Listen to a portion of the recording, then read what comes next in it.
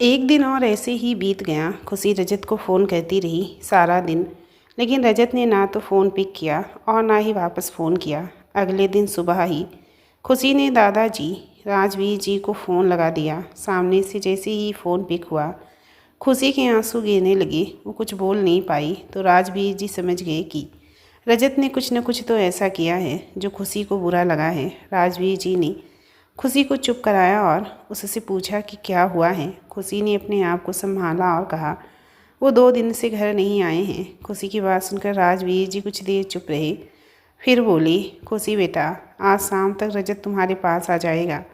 मैं फ़ोन करता हूँ उसे, तुम चिंता मत करना। खुशी ने कहा और फ़ोन रखकर अपने ही कमरे में इधर उधर टहलने लगी। कुछ देर बाद अनु ने खुशी के कमरे में कदम रखा। किसी के आने की आहट से खुशी जहाँ थी वहीं रुक कर देखने लगी। अनु अपने चेहरे पे कुटिल मुस्कान बिखेरते हुए खुशी की ओर बढ़ने लगी। अनु जैसे ही खुशी के करीब आ रही थी, खुशी के दिल की धड़कन बढ़ रही थी, क्योंकि वो जानती थी कि अनु ज़रूर कोई बुरी खबर ला रही थी, या फिर वो कुछ ऐसा बताने आ रही है जो उसे बहुत तकलीफ़ देने वाला था। अनु खुशी के ठीक करीब आकर बोली, कैसी हो मिसेस सिंघानिया। खुशी कुछ नहीं बोली तो अनु आगे बोली, वैसे मिसेस सिंघानिया, मिस्टर सिंघानिया कहाँ हैं? आप उन्हें बुला देंगी, मुझे कुछ ज़रूरी बात करनी है उनसे। खुशी ने अनु को थोड़ा सख्त होकर कहा, वो नहीं है यहाँ। अनु ने अपने मुंह पे हाथ रखकर कहा, ओह, रजत तुम्हें अकेले छोड़कर चला गया। सो सैड ना मिसेस सिंघानिया। रजत आपको यहाँ अनजान घर में अनजान लोगों के साथ अकेले छोड़कर चला गया। खुशी कहती है वो काम से गए हैं और यहाँ काम करने ही आए हैं, मुझे घुमाने नहीं। अनु खुशी के आसपास घूमते हुए बोली, वैसे आप कुछ दिखाना था मिसेस सिंघानिया। खुशी ने अनु की बात पे कोई जवाब नहीं दिया तो अनु ने अपना फ़ोन निकाला और खुशी को कुछ दिखाते हुए बोली, ये देखिए मिस्टर सिंघानिया का बहुत ज़रूरी काम, देखिए कितनी शिद्दत से कर रहे हैं अपना काम। खुशी ने अनु को घूर के देखा और गुस्से से बोली, अगर आपका हो गया तो आप जा सकती हैं, मुझे मेरे पति पे पूरा भरोसा है। कोई भी आकर मुझे ऐसे कुछ भी दिखाएगा और मैं मान जाऊंगी, इतना कमज़ोर रिश्ता नहीं है हमारा। अनु ने फ़ोन को बंद करके कहा, ठीक है, मेरा तो फ़र्ज़ था आपको बताने का। मुझे लगा आप ये सब नहीं जानती होंगी, लेकिन मैं तो गलत थी। खैर, ध्यान रखिएगा मिसेस सिंघानिया। अनु ने जाते हुए ये सब कहा और चली गई। अनु के जाते ही खुशी बेड पे बैठ गई, मानो उसके अंदर कुछ टूट गया हो। खुशी ने अपनी आंखों को बंद किया तो उसकी आंखों के सामने अनु की दिखाई हुई फ़ोटो दिखी, जिसमें रजत एक लड़की के साथ किसी रेस्टोरेंट में बैठा था। खुशी ने आंखें खोली और खुद से बोली, नहीं, मैं कुछ भी नहीं सोच सकती, ये सब दिखावा भी हो सकता है। एक बार फिर खुशी ने आंखों को बंद किया तो उसकी आंखों में अनु की दिखाई वो दूसरी फ़ोटो आई, जिसमें रजत उसी लड़की के साथ एक कमरे में था, जिसमें रजत की पीठ दिखाई दे रही थी, जिस पर उसने शर्ट भी नहीं पहनी थी। लड़की ने रजत की पीठ पे हाथ रखा हुआ था। अब खुशी का दिमाग चकरा गया। वो उठी और बाहर आ गई। खुशी अपने आप को शांत करना चाहती थी, इसीलिए वो एकांत में न रहकर लोगों के बीच रहना चाहती थी। बाहर रितेश जी और रोहिणी जी दोनों ही बैठे बात कर रहे थे तो खुशी मुस्कुराकर उनकी ओर बढ़ने लगी। तभी घर के मेन दरवाजे से आदमी भागता हुआ अंदर आया। उसकी शर्ट पर और सिर पर खून लगा था। वो रितेश जी की ओर बढ़ रहा था। खुशी ने जब आदमी को देखा तो उसके कदम वहीं रुक गए। आदमी रितेश जी के कदमों में आकर गिर गया और रोते हुए बोला, मुझे बचा लो मालिक, वो मुझे मार देगा, प्लीज़ मुझे बचा लो। अनजान आदमी को घर में ऐसी अवस्था में देखकर सभी नौकर वहां आकर खड़े हो गए। रितेश और रोहिणी जी भी अपनी जगह से उठ गए। रितेश जी ने आदमी को उठाते हुए कहा, कौन हो भाई और कौन मार देगा तुम्हें? आदमी कुछ बोल पाता उससे पहले ही शालिनी आते हुए बोली, रमेश, तुम यहाँ क्या कर रहे हो और ये क्या हालत बना रखी है तुमने? आदमी जिसका नाम रमेश था वो उठा और शालिनी की ओर दौड़ते हुए बोला, छोटी मालकिन, वो रजत साहब, वो बहुत गुस्से में हैं, उनको सब पता चल गया है और वो मुझे मारना चाहते हैं, प्लीज़ मुझे बचा लीजिए, वो मुझे मार देंगे, मुझे बचा लीजिए, मेरे बच्चे अनाथ हो जाएंगे मालकिन। रमेश की बात सुनकर शालिनी ने रितेश जी की ओर देखकर कहा, जगदीश कहाँ है? वो अपने कमरे में तो नहीं है। शालिनी के चेहरे पे परेशानी देख रितेश जी और रोहिणी जी भी परेशान हो गए। शालिनी खुशी के पास गुस्से से बढ़ी तो खुशी ने शालिनी के गुस्से को देखकर 2 कदम पीछे ले लिए, क्योंकि खुशी नहीं जानती थी कि शालिनी उसकी ओर क्यों बढ़ रही थी। खुशी कुछ समझ पाती उससे पहले ही शालिनी उसकी बाजू पकड़कर उसके पास आई और उसकी बाजू को पकड़कर बोली, अपने पति को रोक लेना लड़की। अगर मेरे पति को कुछ हुआ तो मैं भूल जाऊंगी कि तुम लोग हमारे कुछ लगते भी हो। खुशी शालिनी के गुस्से को देखकर अंदर तक कांप गई, लेकिन उसे तो अभी और भी कुछ देखना था। खुशी कुछ कह पाती कि जगदीश से अंदर से आते हुए बोला, क्या हो रहा है यहाँ? इतना शोर क्यों है सुबह पहले? शालिनी ने खुशी को छोड़ दिया और जगदीश के पास आकर बोली, आप ठीक है ना? जगदीश ने एक नज़र सबको देखा, फिर बोला, मुझे क्या होना था? शालिनी ने धीरे से कहा, रजत को सब पता चल चुका है, इसीलिए। जगदीश ने जब शालिनी की बात सुनी तो वो भी परेशान हो गया। तभी उसकी नज़र खुशी पे पड़ी, जो बहुत डरी हुई दिखाई पड़ी। जगदीश ने एक बड़ी सी कुटिल मुस्कान बिखेरते हुए कहा, रानी तो अभी भी हमारे पास ही है सालू। शालिनी ने जगदीश की नज़र का पीछा किया तो वो जगदीश की बात समझ गई। जगदीश ने खुशी की ओर कदम बढ़ाए और उधर से रजत हाथ में गन लिए दरवाजे पे आ चुका था। खुशी ने एक नज़र अपनी ओर बढ़ते हुए जगदीश को देखा और अपनी नज़रें घुमाकर अंदर आते हुए रजत को देख खुशी पलक झपकाना ही भूल गई, क्योंकि इस रजत को पहली बार देख रही थी। सफ़ेद शर्ट पर लगे खून के दाग साफ बतला रहे थे कि रजत किसी से मारपीट करके आया है, और उसके हाथ में पकड़ी गन बता रही थी कि उसके सिर पे खून सवार है। खुशी का दिल मानो टूट कर ही बिखर गया। उसे रजत का इतना रौद्र रूप नहीं देखना था जो उसने आज देख लिया था। खुशी के अंदर मानो कोई मर ही गया है। उसने अपने आप को खड़ा रखने के लिए पास पड़ी टेबल पर हाथ रख लिया और ज़बरदस्ती खड़ी रही। रजत जब अंदर तक आ चुका था तब तक जगदीश भी खुशी के पास पहुंच गया। उसने खुशी की बाजू को पकड़ लिया। खुशी ने जगदीश को देखा, जो उसे धुंधला सा दिखने लगा था। जगदीश ने रजत की ओर देखकर कहा, अगर अपनी बीवी की सलामती चाहते हो तो गन फेंक दो रजत।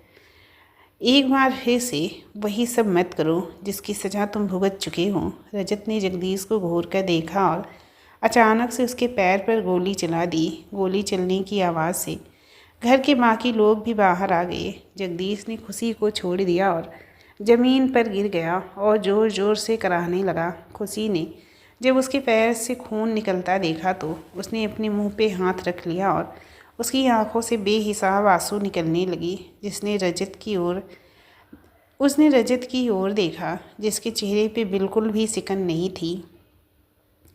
अब रजत ने गन को रमेश पर तान दी और उसे चलाने के लिए अपनी उंगली को ट्रिगर पर रखा। वो गोली चलाने ही वाला था कि किसी ने उसके हाथ को दूसरी ओर घुमा दिया, जिससे गोली दीवार पर जाकर लगी। रजत गुस्से में तो था ही। उसने मुंह घुमाकर देखा तो खुशी उसके सामने आंसुओं से भरी लाल आंखें लिए खड़ी थी।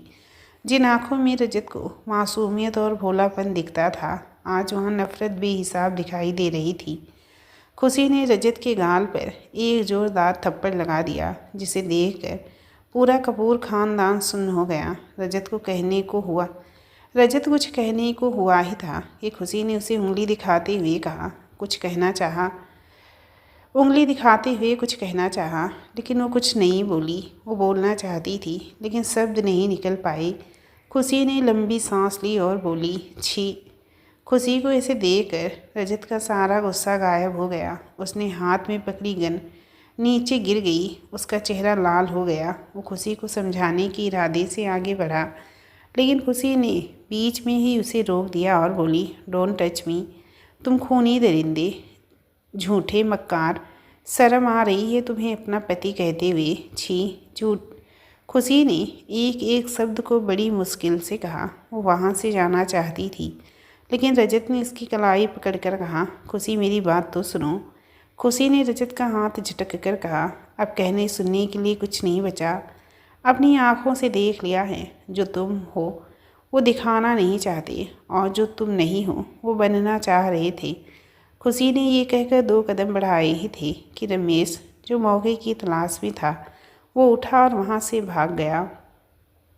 खुशी जगदीश के पास आई और उसकी पत्नी शालिनी से बोली, जल्दी से एम्बुलेंस बुलाइए या फिर आप भी इनके मरने के इंतज़ार में खड़ी हैं। खुशी की बात सुनकर शालिनी भी हड़बड़ा गई, क्योंकि रजत, जिसको सब अच्छे से जानते हैं, जो लड़की रजत को थप्पड़ मार सकती थी वो कुछ भी कर सकती थी, ऐसा सोचकर ही शालिनी घबरा गई। लेकिन वो ये नहीं जानती थी कि रजत और खुशी दोनों एक दूसरे से बेहद मोहब्बत करते हैं। कभी जाहिर नहीं की, वो बात अलग थी, लेकिन दोनों के दिलों में एक दूसरे के लिए जो बेहिसाब मोहब्बत थी वो उनको एक दूसरे के सामने झुकने पे मजबूर कर देती थी। इसी कारण रजत ने खुशी पर जरा सा गुस्सा नहीं किया। उसके उल्टे ये पहली बार था जब रजत बेहद गुस्से में होने के बाद भी किसी को मार नहीं पाया था। शालिनी ने हड़बड़ी में फ़ोन किया। इधर जगदीश के पैर से खून लगातार बह रहा था और वो बेहोशी की हालत में दिखाई पड़ रहा था। रोहिणी जी का रो रो कर बुरा हाल हो रहा था, लेकिन उनकी ओर किसी का ध्यान ही नहीं गया। अपने बेटे को ऐसे लहूलुहान देखकर रोहिणी जी की हालत मरने जैसी हो गई थी। खुशी ने उन्हें संभाला और सोफे पे बिठा दिया। तभी एम्बुलेंस आ गई और शालिनी जगदीश को लेकर हॉस्पिटल चली गई। रितेश जी और बाकी घर वालों में से कोई नहीं गया। खुशी ने रोहिणी जी को पानी पिलाकर कहा, आपके बेटे को कुछ नहीं होगा आंटी जी, भगवान पे भरोसा रखिए। रजत अभी भी वहीं खड़ा सब कुछ होते हुए चुपचाप देख रहा था, क्योंकि कहीं ना कहीं उसे एहसास हो चुका था कि उसने खुशी को खो दिया है। क्योंकि जैसा व्यवहार वो सबके साथ कर रही थी उसे रजत अच्छी तरह से समझ रहा था। वो अपने अंदर भरे गुस्से को बाहर नहीं निकालना चाहती थी, इसीलिए वो शांत होकर सबको संभाल रही थी। जब सब कुछ संभल गया तो खुशी अपने कमरे में आ गई। रजत भी धीरे धीरे अपने रूम की ओर बढ़ गया, लेकिन जैसे जैसे वो अपने कदम आगे बढ़ा रहा था वैसे वैसे उसका दिल बैठा जा रहा था और उसे एक अनजान सी अनहोनी का एहसास हो रहा था। रजत ने जैसे ही कमरे में कदम रखा वो खुशी को देखकर हैरान रह गया। 7 साल बाद जयपुर, जयचंदपुरा गांव। मम्मा, मुझे नहीं जाना स्कूल, वो रोते हुए बोली। नहीं बेटा, आप अच्छे बच्चे हो ना, अच्छे बच्चे स्कूल जाते हैं बिना जिद किए। चलो अब जल्दी से नाश्ता फिनिश करो, मैं आपका बैग लेकर आती हूँ, उसने अपनी बेटी राशि को पुचकारते हुए कहा। राशि ने मुंह बनाकर कहा, आप बहुत गन्नी हो, रोज़ मुझे बहला पुचला कर स्कूल भेज देती हो। गन्नी मम्मा, उसने मुस्कुराते हुए राशि के बैग में बुक्स रखी और साथ में पैक किया हुआ टिफ़िन रखकर राशि के पास आकर खड़ी हो गई। राशि ने अभी तक नाश्ता शुरू भी नहीं किया था तो उसने आंखें दिखाते हुए नाश्ते की ओर इशारा किया, जिससे राशि ने पराठा उठाया और उसे रोल करके हाथ में लेकर कुर्सी से उतरते हुए बोली, चलिए मालकिन। मालकिन सुनकर कुछ पलों के लिए रुक गई, लेकिन फिर उसने अपना सिर झटका और राशि का दूसरा हाथ पकड़कर चलने लगी। गांव में बसा एक छोटा सा घर जिसमें 2 कमरे और एक किचन था। आगे एक छोटा सा आंगन था, जो कि घर छोटा था लेकिन ये बिल्कुल शहरों की तरह सजा हुआ और करीने से सजी डाइनिंग टेबल और सोफे रखे थे। राशि ने अपना पराठा ख़त्म किया और अपने हाथ को अपनी माँ की साड़ी के पल्लू से पोंछ दिए, जिस पर उसकी माँ ने कोई रिएक्ट नहीं किया, मानो ये उसका रोज़ का काम हो। दोनों माँ बेटी अपने घर के मेन दरवाजे के पास आकर खड़ी हो गई। कुछ ही देर में एक स्कूल बस आई, जिसमें उसने राशि को बिठाया और उसे बाहर बोलकर वापस अपने घर में आ गई। उसने डाइनिंग टेबल को साफ़ किया और फिर से किचन में जाकर जल्दी जल्दी रोटियां सेकने लगी। कुछ ही देर में उसने रोटियां सेकी और उन्हें भी टिफ़िन में पैक करके घर के दोनों कमरों को लॉक किया और खाने का टिफ़िन लेकर घर से बाहर आ गई। उसने घर के मेन दरवाजे पर भी लॉक लगा दिया और चली गई मुंबई। बस भी करो रजत, 7 साल हो गए तुम्हें उसे ढूंढते हुए, वो नहीं मिली। तुम क्यों पागलों की तरह उसे ढूंढ रहे हो?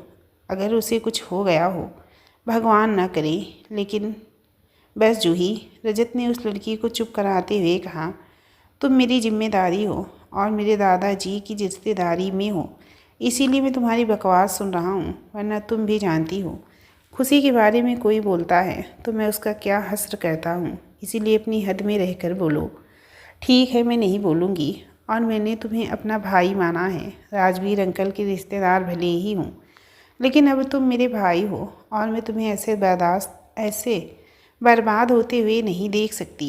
मुझे नहीं पता तुम्हारी वो पत्नी कितनी महान थी या कितनी अच्छी थी, लेकिन अब वो तुम्हारी ज़िंदगी के साथ खेल रही है और ये मैं हरगिज नहीं होने दे सकती। जूही ने हाथ बांधे हुए कहा, तुम कुछ भी नहीं कर सकती, क्योंकि मैं उसे अच्छी तरह से जानता हूँ।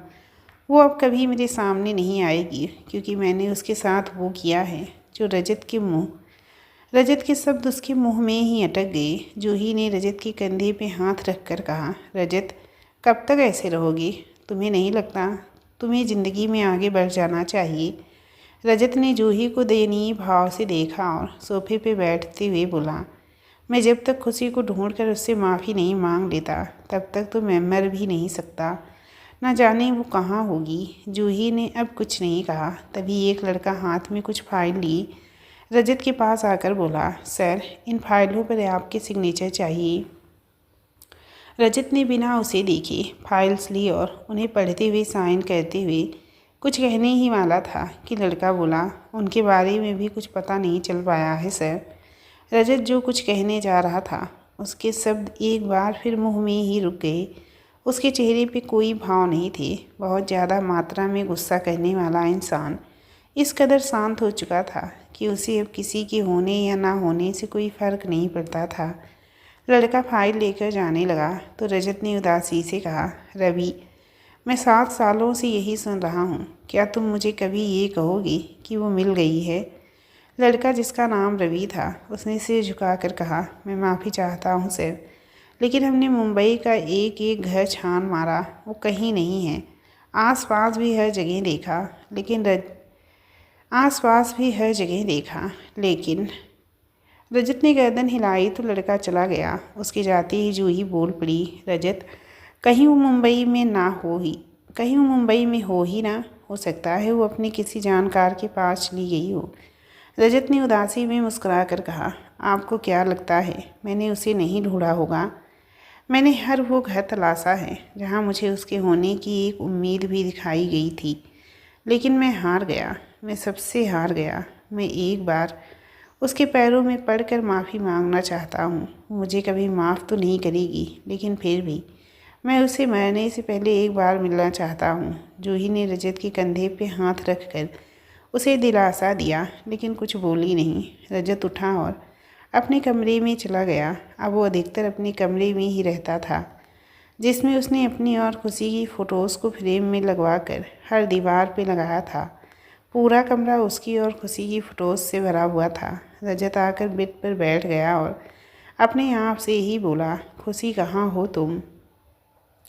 रजत ने आंखें बंद की तो उसे राजवीर जी के कहे अंतिम शब्द याद आ गए। मैंने तुम पर भरोसा करके अपनी बच्ची को तुम्हारे साथ भेजा था और तुम कभी भी खुश नहीं रह पाओगे रजत सिंघानिया।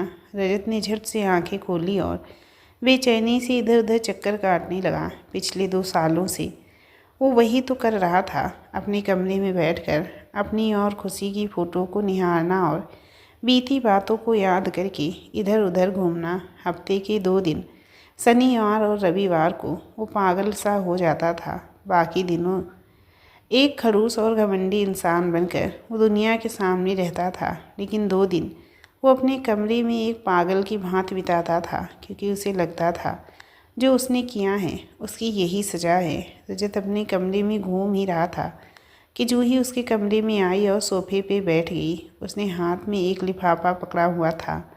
जूही ने लिफाफे को टेबल पे रख कर कहा, रजत, इसमें बहुत सी लड़कियों की तस्वीरें हैं, बस एक बार तुम हाँ कर दो, यकीन करो तुम आगे की ज़िंदगी खुशी से जी लोगे। रजत ने जूही को नहीं देखा। वो खुशी की एक तस्वीर के पास खड़ा होकर उसे देखते हुए बोला, मुझे खुश ही तो नहीं होना। मैं अपने आप को सज़ा देना चाहता हूँ उस गुनाह की जो मैंने किया है, वो गुनाह जिसे करने की मैंने सोचा तक नहीं था। मेरा गुस्सा मुझे खा गया और मैं वो सब कर बैठा जो नहीं होना चाहिए था। जूही ने लंबी सांस ली और बोली, मुझे लगता है कि एक बार तुम्हें जयपुर फिर से जाना चाहिए। यहाँ तो तुमने उसे बहुत ढूंढ लिया। मैं मानती हूँ जयपुर में भी ढूंढा, लेकिन पता नहीं क्यों मुझे लगता है वो यहाँ ना होकर किसी दूसरे शहर में होगी।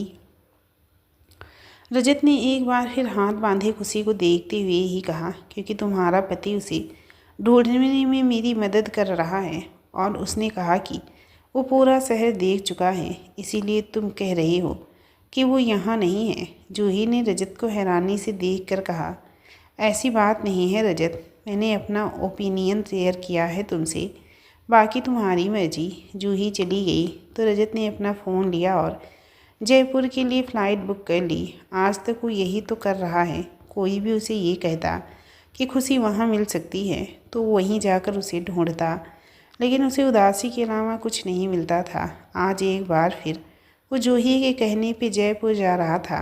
जयपुर। खुशी खेतों के बीच बनी टूटी फूटी सड़क पर चल रही थी। उसने हल्की आसमानी रंग की साड़ी पहनी थी। पतली होने के कारण वो खूबसूरत दिखाई दे रही थी।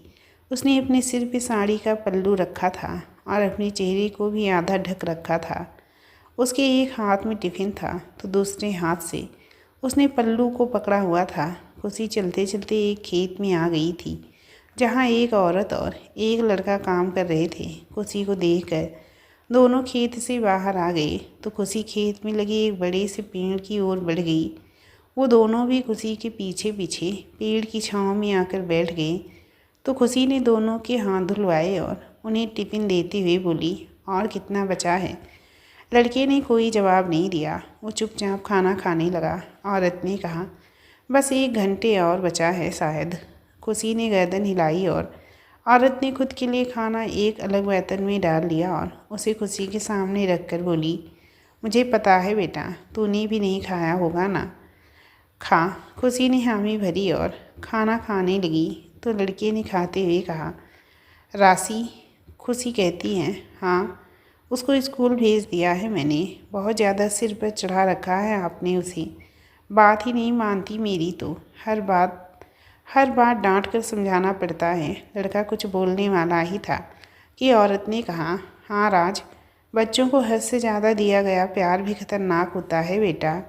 राज कहता है, कुछ नहीं माँ, वो बेटी है मेरी, आप मुझे उसे प्यार करने से नहीं रोक सकती हैं। राज की बात सुनकर खुशी और राज की माँ मंजू जी दोनों एक दूसरे को देखकर चुप हो गई और खाना खाने लगी। खाना खाने के बाद खुशी ने टिफ़िन फिर से बंद किया। वो राज और मंजू जी के साथ खेत में काम करने के लिए बढ़ी ही थी कि मंजू जी ने खुशी को रोकते हुए कहा, तुम कहाँ जा रही हो? आज तक काम करवाया है जो तुम पीछे पीछे चल देती हो। जाओ घर जाकर आराम करो। राज ने एक नज़र देखा लेकिन कुछ बोला नहीं। खुशी ने मुंह लटका कर कहा, लेकिन मंजू जी कहती हैं तुम कभी घर जाओगी या फिर वहाँ जाकर बैठ जाओ। तुम अभी घर जाओगी या फिर वहाँ जाकर बैठ जाओ। खुशी ने मंजू जी की बात मानी और घर की ओर चल पड़ी। रास्ते में चलती हुई खुशी के पास से एक कार गुजरी जिसे देखकर खुशी कुछ पल के लिए रुक गई। खुशी का दिल घबरा गया। उस कार को देखकर खुशी को ऐसा लगा मानो रजत ही आ गया हो। रजत का ख्याल जैसे ही उसके जहन में आया वो बहुत ज़्यादा घबरा गई। उसके हाथ पैर फूल गए और उसके हाथ में पकड़ी टिफ़िन गिर गई। लेकिन जब वो कार दूर चली गई तो खुशी ने अपने आप को संभाला और कांपते हाथों से टिफ़िन को उठाया और धीरे धीरे चलने लगी। बहुत मुश्किल से खुशी घर पहुंची। उसने टिफ़िन को एक ओर फेंक दिया और सीधे अपने कमरे में आ गई। खुशी ने कमरे को बंद कर लिया और बुरी तरह कांपने लगी। उसने अपने आप को संभालना सीख लिया था, इसीलिए उसने पानी पीने के लिए गिलास उठाया। उसका हाथ बहुत ज़ोरों से कांप रहा था, लेकिन फिर भी उसने गिलास को पानी में डालने की कोशिश की, जिससे आधा पानी बाहर गिरा और कुछ गिलास में गिरा। खुशी ने पानी पिया और अपने आप से बोली, कुछ नहीं होगा, वो यहाँ नहीं आ सकता, नहीं आ सकता, नहीं आ सकता, रिलैक्स रिलैक्स। ऐसा कहते कहते खुशी ने खुद को संभालने की कोशिश की, लेकिन जब उसे अपने आप पर नियंत्रण नहीं हुआ तो उसने नींद की गोलियां खाई जो कि डॉक्टर के द्वारा उसे दी गई थी और वो सो गई। रजत जी, आप ऐसे नहीं कर सकते। अपने गुस्से पे कंट्रोल करना सीखें। आपका ये गुस्सा आपसे आपका सब कुछ छीन लेगा। प्लीज़ गुस्सा मत किया कीजिए। खुशी ने रजत को समझाते हुए कहा, लेकिन रजत पर उसकी बातों का कोई फ़र्क नहीं पड़ा। उसके उलट रजत ने खुशी के बाजू को पकड़कर उसे एक और धक्का दे दिया, जिससे खुशी लड़खड़ाते हुए बेड पर गिर गई। खुशी इसी के साथ खुशी की आंखें खुल गई। वो उठकर बैठ गई। डॉक्टर की दी हुई गोली खाकर वो कुछ देर के लिए सो गई थी, लेकिन रजत आज भी उसके सपनों में अकेली नहीं छोड़ता था। असलियत में वो भले ही रजत से दूर हो गई, लेकिन उसके लिए एक दिन भी ऐसा नहीं था जिस दिन वो उसे याद ना करे या फिर उसे अपने सपनों में ना देखे। खुशी ने अपने मुंह पे हाथ फेर कर आंखों में आए हल्के आंसुओं को पोंछा और उठकर बाहर आ गई। दोपहर के 2 बज चुके थे।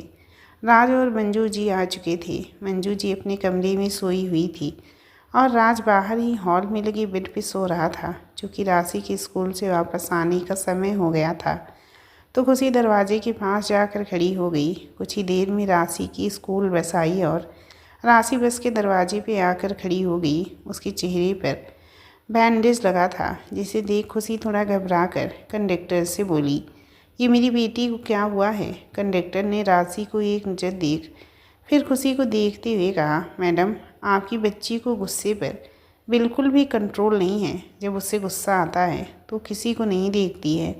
एक लड़के को पीट कर आई है। हालांकि गलती उस बच्चे की थी। लोग अपनी बच्ची को समझाएं कि गुस्सा ना करें।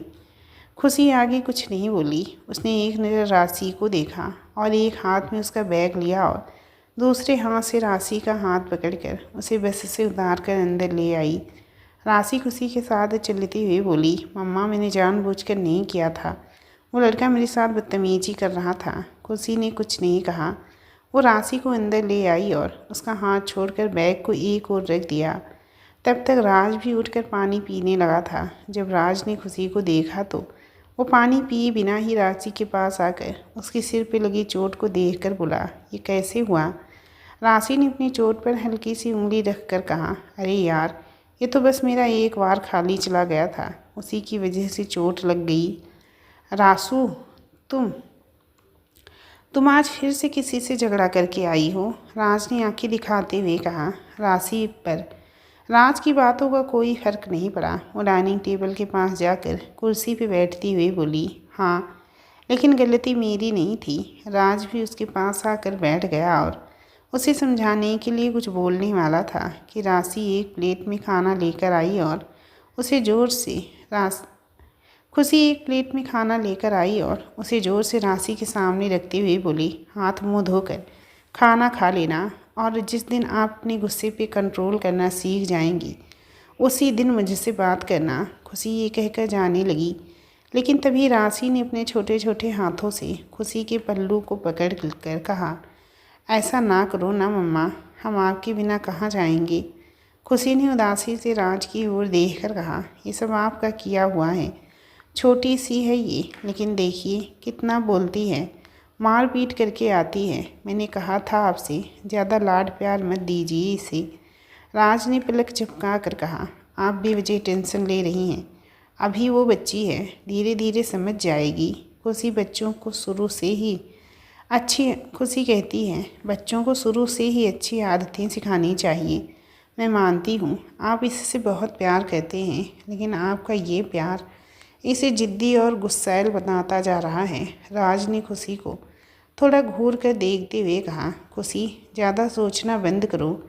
इसके बाद खुशी कुछ नहीं बोली और अपने रूम में चली गई। उसने कपड़े चेंज किए और अपना मनपसंद नॉवेल लेकर बैठ गई। राज ने राशि को हाथ मुंह धोकर खाना खाने के लिए कहा तो राशि ने उसकी बात मानकर खाना खा लिया। चूँकि राशि ने स्कूल यूनिफॉर्म चेंज नहीं किया था, तो वो खुशी के कमरे में आई और बोली, मम्मा, मैं कौन से कपड़े पहनूं?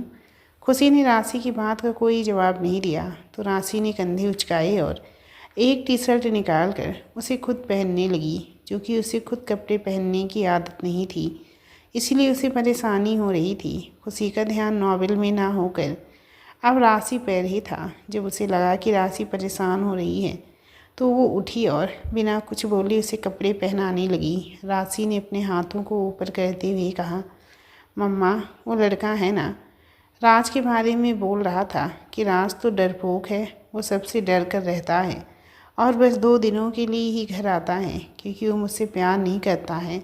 अब आप भी बताओ, मैं राज के खिलाफ़ कुछ कैसे सुन सकती थी भला। खुशी ने राशि के गाल पर एक थप्पड़ लगाकर कहा, वो आपका दोस्त लगता है या आपका बेटा लगता है जो आप उसे राज बोलती हैं। खुशी ने जैसे ही राशि के थप्पड़ लगाया, खुशी ज़ोर ज़ोर से रोने लगी, जिससे राज और मंजू जी दोनों उसके कमरे के बाहर आकर खड़े हो गए। मंजू जी अंदर आई और राशि को गोद में उठाकर गुस्से और हैरानी से बोली, खुशी तुमने राशि पे हाथ क्यों उठाया? आज तक मैंने तुम्हें ऐसे नहीं देखा कि तुमने खुशी को डांटा भी हो। आज क्या हो गया ऐसा? खुशी ने राशि के कपड़ों को समेटते हुए कहा, आप दोनों ने इसे सिर पर चढ़ा रखा है। बहुत बोलने लगी है ये, छोटे बड़े का लिहाज ही नहीं रखती है। मंजू जी राशि को बाहर ले गई और राज को देखकर वापस आ गई।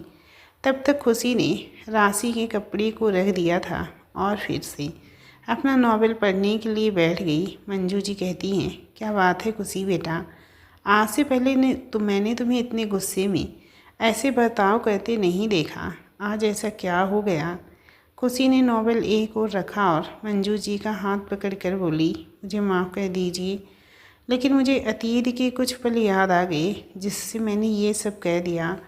मंजू जी कहती हैं, देखो बेटा, हम नहीं जानते तुम्हारे साथ क्या हुआ था और अब वो जानना भी नहीं चाहते हैं।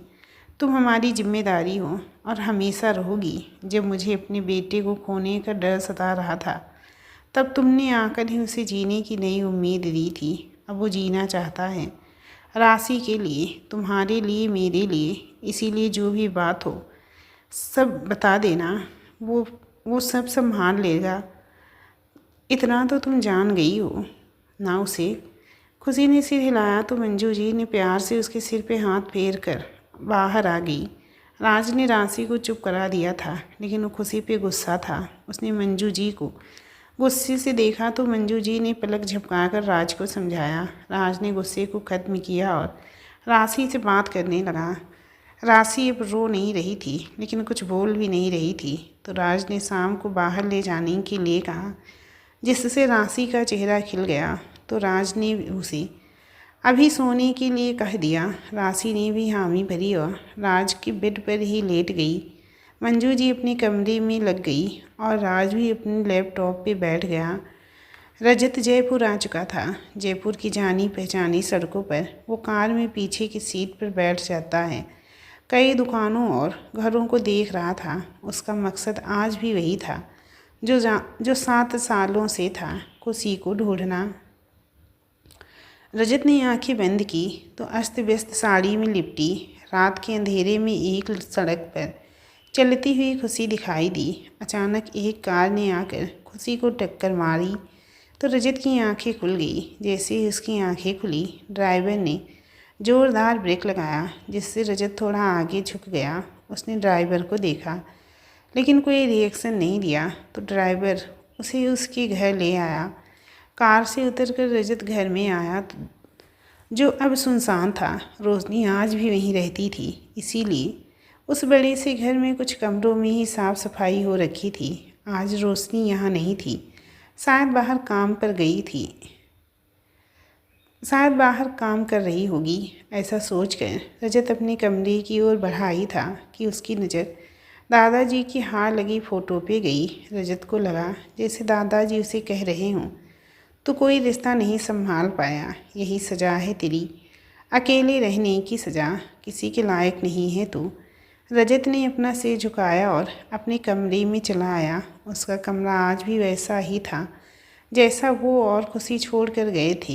एक भी वस्तु नहीं बदली गई थी। आज भी खुशी के कपड़े उस कबर्ड में सजे हुए थे, जैसे कि पहले हुआ करते थे। ऐसा लगता था जैसे रोशनी और रजत दोनों ही खुशी के आने की राह देख रहे थे और उन्हें पूरा यकीन था कि एक दिन वो ज़रूर आएगी, लेकिन उन्हें नहीं पता था कि खुशी उन सब से इतनी दूर चली गई है जहाँ से वापस आने का कोई रास्ता नहीं था। रजत बालकनी में आकर खड़ा हो गया। उसे घर पहुंचते हुए शाम हो चुकी थी, इसीलिए यहाँ का मौसम थोड़ा सा खुशनुमा था। रजत ने अपना फ़ोन निकाला और एक नंबर डायल करके बोला, मैं वापस आ गया हूँ। खुशी को ढूंढने में तुम लोगों की हेल्प चाहिए। सामने से किसी ने कोई जवाब नहीं दिया तो रजत ने फ़ोन कट कर दिया, लेकिन उसने फिर से फ़ोन नहीं किया। कुछ पल बाद ही उसके कमरे के दरवाजे पर किसी ने दस्तक दी तो रजत दरवाजे की ओर बढ़ गया। दरवाजे पे 3 लड़के खड़े थे, जिनमें से एक जॉली था। रजत ने जॉली को खाली आंखों से देखकर कहा, मुझे माफ़ कर देना। रजत की आंखें झुक गई। जब रजत ने जॉली के सामने अपनी आंखों को झुकाया तो जॉली झट से रजत के गले लग गया। 7 सालों में जॉली भी अच्छा दिखने लगा था। वो यहाँ रजत का काम देखता था, इसीलिए उसकी पर्सनालिटी भी अच्छी हो गई थी। जॉली ने रजत के गले लगते हुए ही कहा, वो मिल जाएगी। एक दिन भी ऐसा नहीं गया जब मैंने उसके बारे में कोई सवाल नहीं किया हो। यहाँ मैंने हर जगह देखा, अपने आदमियों को लगाया हुआ है। लेकिन जॉली कहते कहते रुक गया तो रजत ने उसे खुद से अलग करके कहा, और यहाँ का काम कैसा चल रहा है? सब ठीक तो है ना जॉली? हाँ, काम तो ठीक है, लेकिन मुझे आपसे कुछ ज़रूरी बात करनी है, एक कॉन्ट्रैक्ट के बारे में। रजत ने हामी भरी तो जॉली ने अपने साथ आए एक लड़के से कोई फाइल ली और रजत को देते हुए बोला, ये फ़ाइल पढ़ लीजिएगा और बताइएगा कि हमें क्या करना चाहिए। रजत ने हामी भरी तो जॉली ने कहा, अगर आपकी इजाज़त हो तो मैं यहीं रुक जाऊं। जब तक आप यहाँ रहें तब तक। रजत ने अंदर की ओर जाते हुए कहा, जैसी तुम्हारी मर्जी। जॉली रजत को ऐसी हालत में देखकर हैरान रह गया। अपनी हर बात को ऊपर रखने वाला इंसान आज बिना किसी बहस के चला गया था। हमेशा नज़रें ऊपर करके चलने वाला रजत आज जॉली के सामने नज़रों को नीचे किए हुए था। जॉली ने खुद से ही कहा, खुशी दी कहाँ हो आप? अगर और आप नहीं आई तो शायद रजत सर। नहीं नहीं, मैं ऐसा नहीं होने दे सकता। आपको आना ही होगा दी। राज राशि को साथ लेकर खेतों की ओर घूमने गया हुआ था। तभी उसके पास फ़ोन आया। सामने से किसी ने कहा, सर आपका कॉन्ट्रैक्ट रजत सर के पास पहुंचा दिया है। वो आज ही आए हैं, कल तक फाइनल हो जाएगा। राज ने कहा और फ़ोन रख दिया तो राशि बोली, किसका फ़ोन था? राज कहता है, एक कॉन्ट्रैक्ट के सिलसिले में था, कल शाम को निकलना होगा। राशि ने लंबी सांस लेकर कहा, ओ नहीं, मतलब फिर से 5 दिन तक उस बोरिंग से घर में रहना पड़ेगा। राज मुस्कुरा दिया, लेकिन कुछ बोला नहीं। राज अपने जयपुर वाले घर में आ गया। राज एक सीधा साधा, शरीफ और ईमानदार आदमी था, जो एक सफल बिजनेसमैन था, लेकिन अपनी माँ को छोड़कर भी अकेले नहीं रहता था। उसकी ज़िंदगी की भी एक अलग ही कहानी थी। सब कुछ खो दिया था उसने।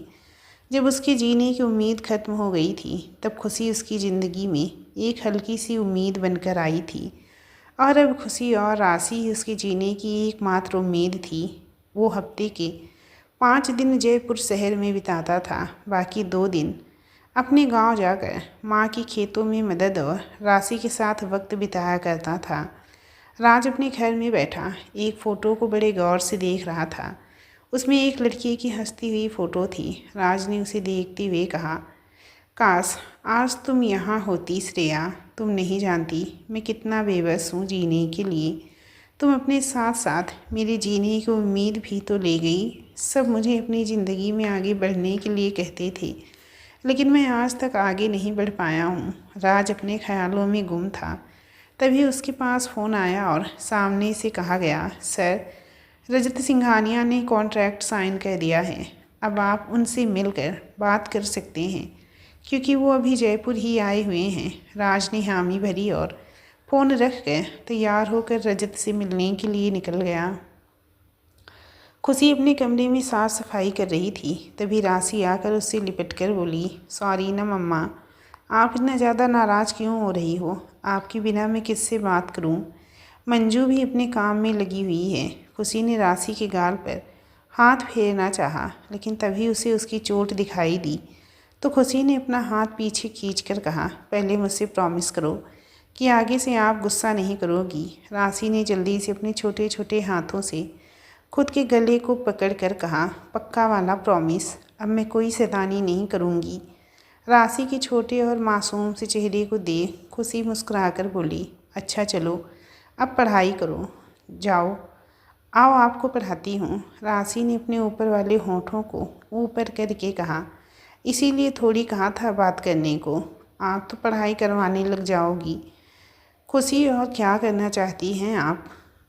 राशि ने खुशी का दुपट्टा खींचते हुए कहा, मुझे खेलना है, रात चले जाते हैं तब मैं अकेली हो जाती हूँ, कोई खेलने के लिए ही नहीं होता है। खुशी ने राशि की गाल पे हाथ फेर कर कहा, चलो तो फिर आज हम दोनों खेलते हैं। खुशी की बात सुनकर राशि के छोटे से चेहरे पर बड़ी सी स्माइल आ गई तो दोनों खेलने चली गई।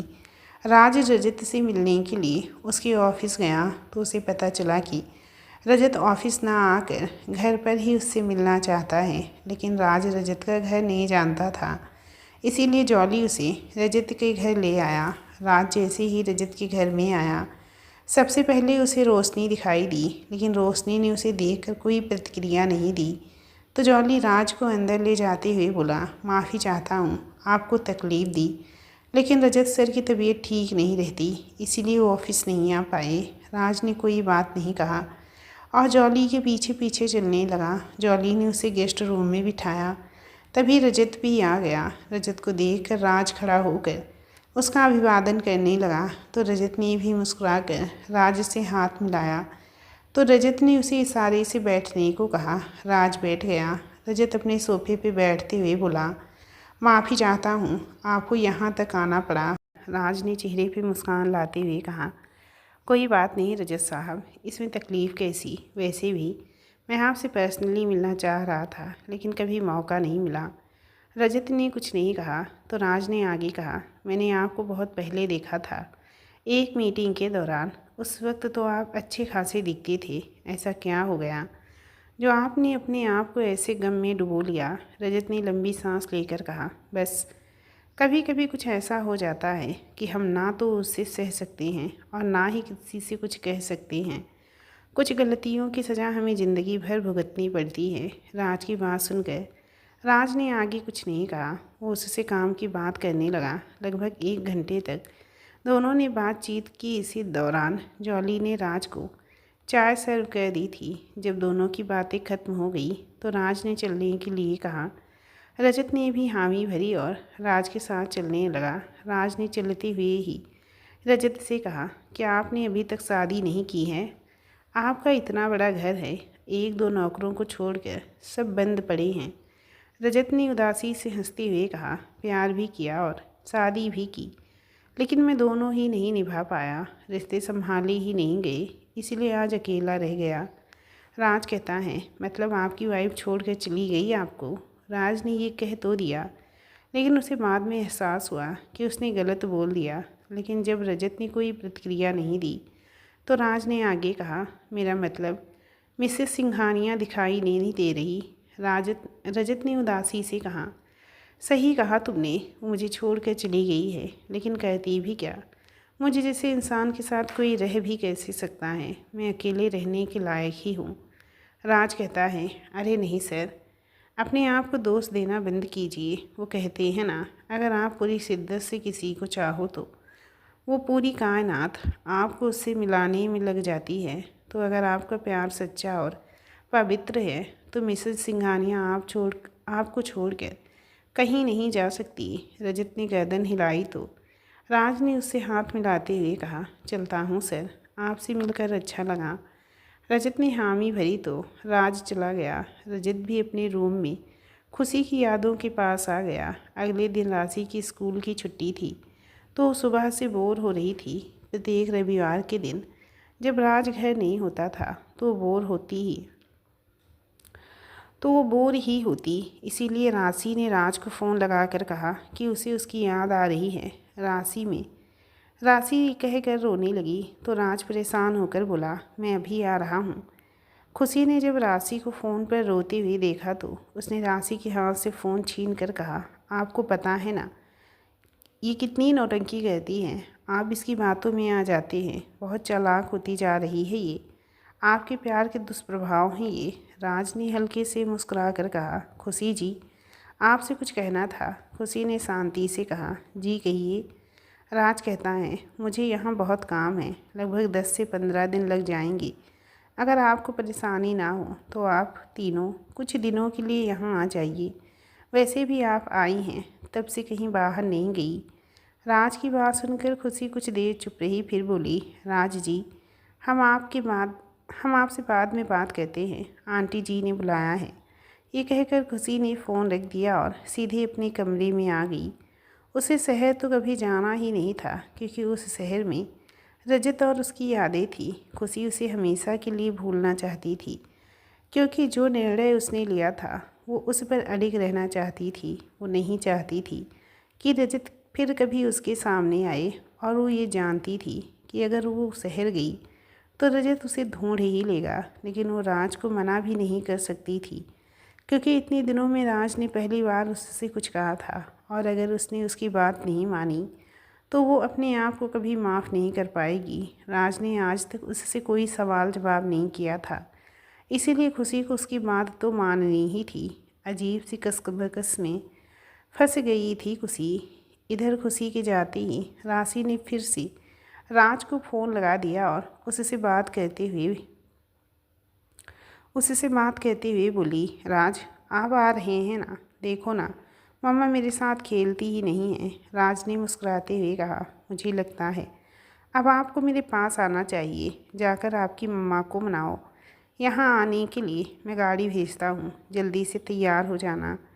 राशि खुशी से चहकते हुए बोली, क्या सच में? मैं अभी जाती हूँ मम्मा को मनाने। राशि ने फ़ोन को कट किए बिना ही बेड पे रख दिया और दौड़ती हुई खुशी के पास आई। लेकिन जब उसने खुशी को देखा तो खुशी की आंखों में आंसू थे। खुशी को रोते हुए देख राशि भी रोते हुए बोली, मम्मा, अगर आपको वहाँ नहीं जाना तो हम वहाँ नहीं जाएंगे, पर आप रो मत।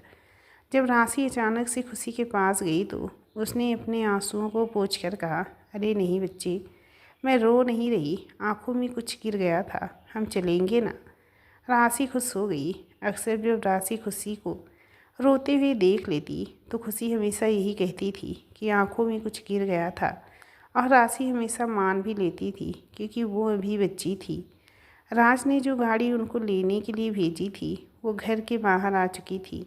खुशी राशि और मंजू जी के साथ तैयार होकर गाड़ी में बैठ चुकी थी और गाड़ी रवाना हो चुकी थी।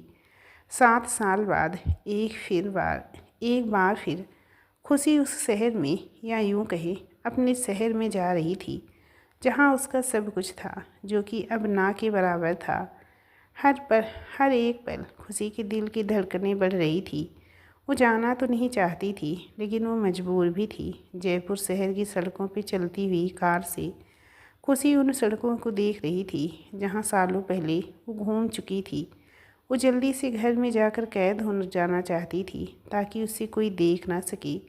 इसीलिए उसे राज का घर बहुत दूर लग रहा था। खुशी का सिर बहुत ज़्यादा ज़ोरों से दर्द करने लगा था और हल्का सा चक्कर भी आने लगा था। उसने अपने आप को संभाला, लेकिन ज़्यादा देर तक वो अपने अंदर उमड़ रहे डर को नहीं संभाल सकती थी। और आखिरी में जब गाड़ी घर के बाहर आकर रुकी तो खुशी को थोड़ी राहत मिली। मंजू जी राशि को लेकर गाड़ी से बाहर आ गई। खुशी भी गाड़ी से बाहर तो आ गई, लेकिन उसके शरीर में अब उसे बिल्कुल भी एनर्जी नहीं लग रही थी। उसे लग रहा था जैसे इस शहर ने उसकी सारी एनर्जी को निकाल लिया हो। खुशी ने कार को पकड़ रखा था। राज भी उन सबके इंतज़ार में बाहर ही खड़ा था। राशि मंजू जी की उंगलियां छोड़कर राज की ओर दौड़ गई। राज ने उसे गोद में उठाया ही था कि खुशी बेहोश होकर गिर पड़ी। राज और मंजू जी जल्दी से खुशी की ओर दौड़ पड़े। राज ने खुशी को उठाने की कोशिश की, लेकिन खुशी होश में नहीं आई। तो राज उसे अंदर ले गया और डॉक्टर को जल्दी जल्दी आने को कहा। तब तक राज खुशी के गाल थपथपाकर उसे उठाता रहा। खुशी को ऐसी हालत में देख राशि रोने लगी तो मंजू जी उसे चुप कराने में लग गई और उसे दूसरी ओर लेकर चली गई, क्योंकि अपनी माँ को बेसुध देखकर वो बहुत ज़्यादा डर गई और रोने लगी थी। कुछ देर में डॉक्टर आया और उसने खुशी को चेक करके कहा, ये बहुत ज़्यादा तनाव और डिप्रेशन की शिकार हैं। ज़्यादा सोचने से पूरे शरीर की एनर्जी खिंच जाती है। इनके साथ भी यही हुआ है। मैं कुछ दवाएं दे देता हूँ, ये ठीक हो जाएंगी। बस इन्हें इतना हो सके खुश रखिएगा। राज ने गर्दन हिलाई तो डॉक्टर चला गया। कुछ देर में डॉक्टर आया और उसने खुशी को चेक करके कहा, ये बहुत सॉरी।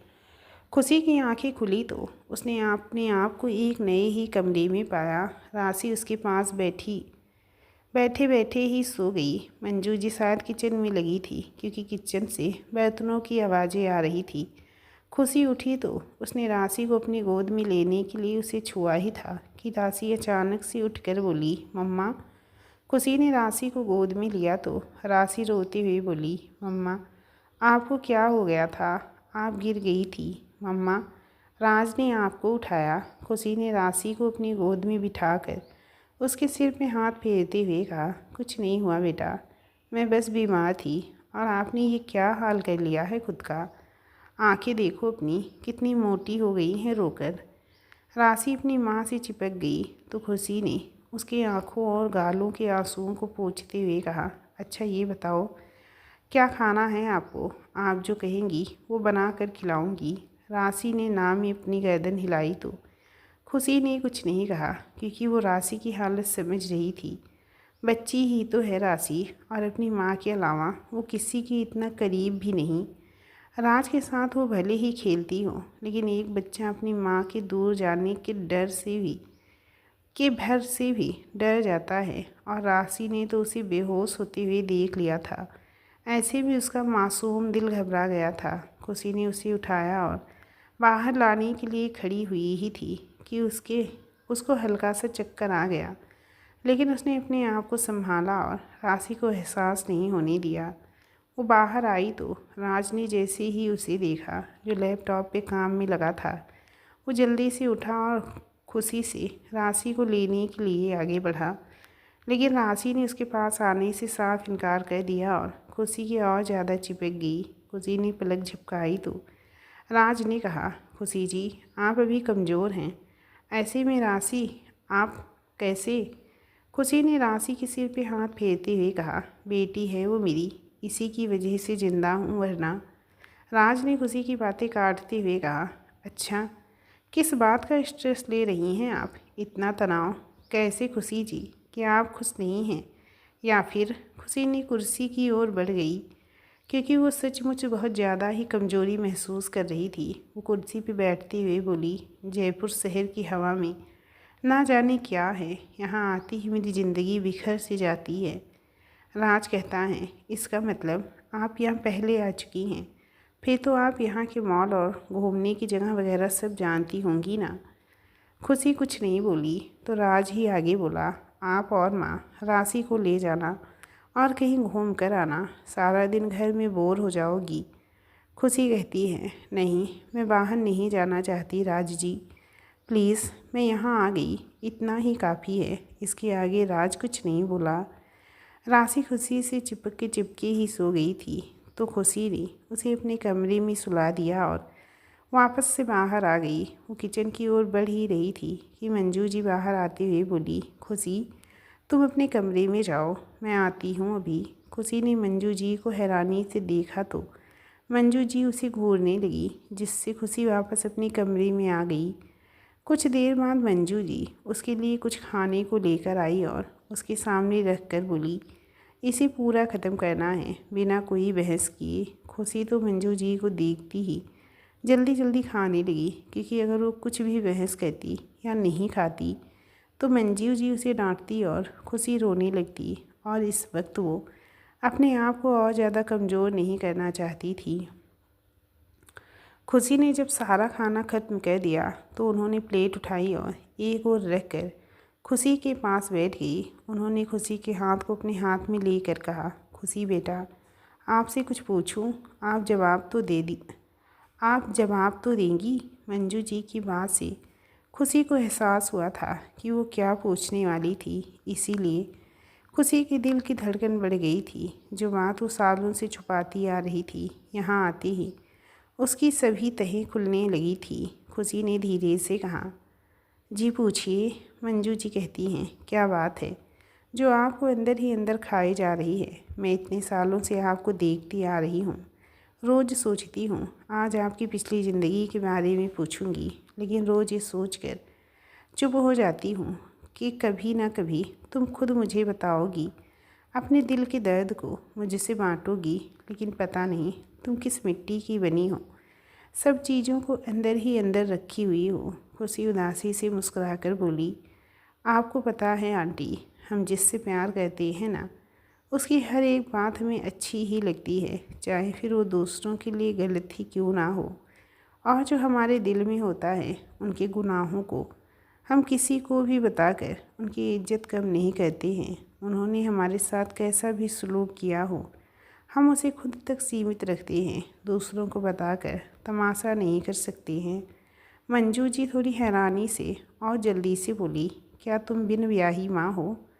खुशी ने सीधे शब्दों में कहा, नहीं आंटी, मेरी शादी हुई थी, लेकिन वो शादी एक कॉन्ट्रैक्ट थी जिसमें एक अमीरजादे को एक बच्चा चाहिए था। अपनी प्रॉपर्टी को अपने नाम करवाने के लिए खुशी चुप हो गई, तो मंजू भी कुछ नहीं बोली। उन्होंने आगे कुछ पूछा नहीं, क्योंकि खुशी के चेहरे पे जो दर्द की लकीरें उभर कर आई थी उन्हें वो देख नहीं सकती थी, इसीलिए उन्होंने चुप रहना ही सही समझा।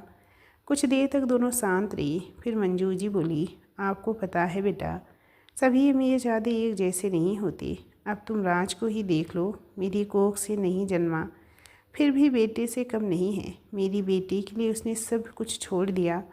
खुशी उन्हें हैरानी से देखने लगी, तो मंजू जी आगे बोली, हाँ खुशी, राज मेरा बेटा नहीं है, ये मेरी बेटी का पति है। खुशी ने अचरज से पूछा, आपकी बेटी कहाँ है फिर? मंजू जी ने उदासी से कहा, वो नहीं है अब इस दुनिया में, उम्मीद जगा कर चली गई वो इस दुनिया से। खुशी कहती है, क्या हुआ था? मंजू जी कहती हैं, वेदिका नाम है मेरी बेटी का। जब उसके पापा शहीद हुए थे तब वो 12th में थी। उसके पापा के बाद मैंने ही उसे संभाला था।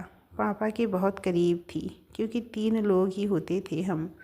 हमेशा अपने पिता के कहे अनुसार चलती थी। जब वो कॉलेज में जाने लगी तो मैं भी यहाँ शहर में रहने लगी थी, क्योंकि मैं उसे अकेले नहीं छोड़ सकती थी। और फिर एक दिन राज ने उसे कॉलेज में देखा तो उससे प्यार कर बैठा। वो रोज़ उसे देखने आता, क्योंकि वो भी इतनी ही प्यारी और हंसमुख कि कोई भी देखे तो प्यार कर बैठे। राज उसे बिना कुछ कहे प्रोटेक्ट करने लगा था। जब बेदू को पता चला तो उसने राज को सुनाया और मुझे भी बताया, तो मुझे राज से ही लड़का लगा। इसीलिए मैंने दोनों की शादी के बारे में सोचा। राज उसे बिना किसी शर्त से अपनाने को तैयार था, लेकिन बेदू की शर्त थी कि वो मेरे साथ ही रहेगी। राज का इस दुनिया में कोई नहीं था, इसीलिए उसने उसकी शर्त मान ली। लेकिन कहते हैं ना कि लोगों की नज़रें बहुत बुरी होती हैं, वो किसी को सुख चैन से जीने नहीं देते हैं।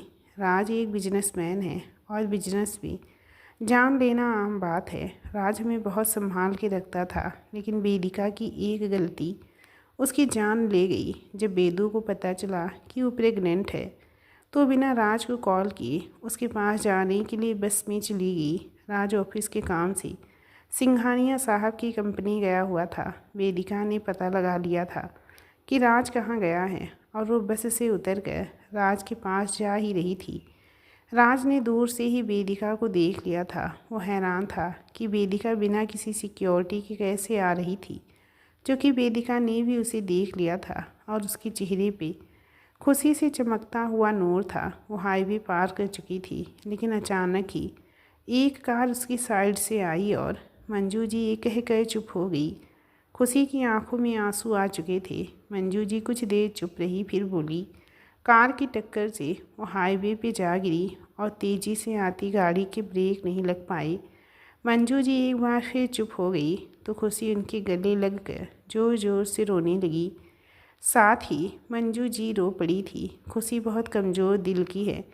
ये बात मंजू जी को आज पता चला तो उन्होंने ही उसे चुप कराया। जब खुशी थोड़ी सही हुई तो उसने कहा, क्या राज जी जानते हैं कि वेदिका जी प्रेग्नेंट थी? मंजू जी कहती हैं, हाँ राज उसे हॉस्पिटल लेके गया था। उसने अपना सब कुछ लगा दिया, लेकिन वो वेदिका को नहीं बचा पाया। वहीं उसे पता चला कि वो प्रेग्नेंट थी। वो टूट गया था अंदर से। अपने आप को अकेला कर लिया था उसने, क्योंकि उसी के किसी बिजनेस के दुश्मन ने ये सब करवाया था। इसीलिए वो गिल्ट में ही रहा था। मैं भी अपने आप को नहीं संभाल पा रही थी, क्योंकि वेदू ही तो मेरी ज़िंदगी थी। फिर एक दिन राज मुझे गांव ले गया। हम दोनों माँ बेटे की तरह रहने लगे थे। और फिर एक दिन वो तुम्हें लेकर आया। खुशी आज मंजू जी और राज के दुख को सुनकर हैरान थी। वो दोनों ऐसे हो सकते हैं, उसने कभी सोचा भी नहीं था। उसके दर्द के आगे खुशी को अपना दर्द कम ही लगा, तो वो फिर से मंजू जी के गले लग गई। दोस्तों, कहानी के इस चैप्टर का एंड यहीं पे करती हूँ। अगर आप लोगों ने इस कहानी के पिछले के किसी भी पार्ट को नहीं पढ़ा है, तो सभी पार्टों के लिंक आपको नीचे डिस्क्रिप्शन और कमेंट बॉक्स में मिल जाएंगे। प्लीज़ आप लोग लिंक पर क्लिक करके कहानी का जो चैप्टर आप लोगों से छूटा हो उसे पढ़ और सुन सकते हैं। और अभी तक चैनल को सब्सक्राइब नहीं किया है तो सब्सक्राइब ज़रूर कर लेना।